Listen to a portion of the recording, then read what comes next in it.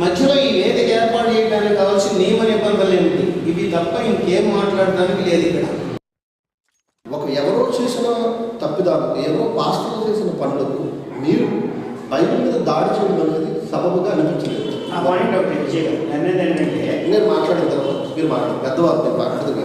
నా పాయింట్ ఒకటే, మీరు ఎంత మాట్లాడినా వింటారు, ఎవరు మాట్లాడినా అందరూ మాట్లాడమని కంటుంది. కానీ ఒక పాయింట్ దగ్గరికి రండి. వస్తున్నా కూడా రిలీజ్ చేసిన దాని మీద మీ కామెంట్స్ ఏమి ఇక్కడ ఏమి దానికేం విలువే ఉండదు. మీరు ఎన్నిసార్లు చెప్పినా రంజిత్ ఓఫర్తో మా పని లేదు, ఎవరితో పని లేదు. ఒక బుక్ రిలీజ్ చేసి నా పాయింట్ ఒకటే, మీరు ఇప్పుడు దీని మీద ఏం చెప్పదలుచుకున్నారు చెప్పండి. అదే చెబుతున్నా, మనం పని లేదు. విజయ్ ప్రసాద్ ఇక మూడో విషయం ఏంటంటే, ఈయన చెప్పగానే మేము షాక్ అయ్యాం. అసలు ఈ పుస్తకం ఇంతవరకు నేను చదవలేదని చెప్పాడు. ఈ బుక్ మీద నేను చూడలేదు, బుక్ నేను చదవలేదు. ఎప్పటికి నేను